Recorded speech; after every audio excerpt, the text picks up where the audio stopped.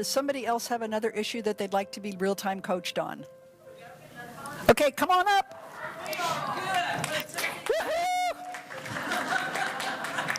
You got to be Dr. Jones. I'm going to. I'm getting in the moment. I have a dilemma, and I need your help. Oh? Can I ask you for your help for something? Go ahead.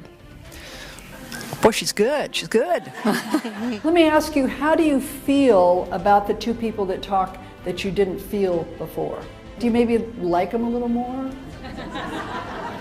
Just wondering. Much of my coaching with physicians is because they never thought about it.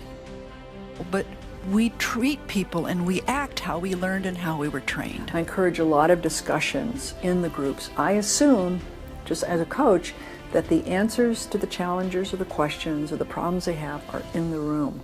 My job as the facilitator to be able to hold up a mirror and ask the right questions so they can figure out their own solutions. And I want you to be aware, as the report out, of how you're feeling about the people that you're at the table with and discussing this. Also think about the values you admire in other people, what you are doing to show your values, and then what your vision is of what you want to be. So I thought that the active participation was great.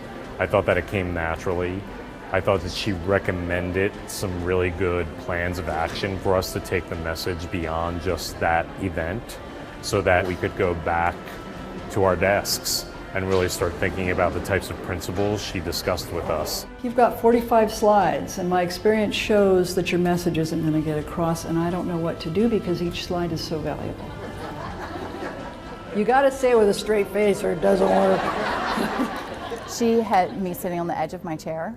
I left feeling smarter, better able to do what I need to do, and better enabled to just tackle what we need to do, even if it seemed like a big challenge for this conference. So I see this as a virtuous cycle with education going to curiosity, and that is what drives me to do the work that I do. Suddenly, it was about how do you manage people? How do you get people to do what you want to do because you've related to them?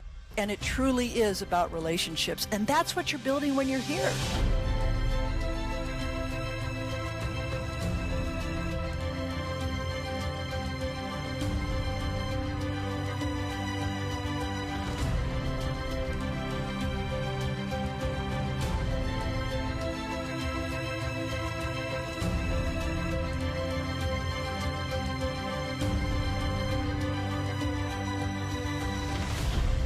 If you take your career journey and stretch it out, then it becomes a straight line. And that's the important part of this, is how do you learn from the things that you've done?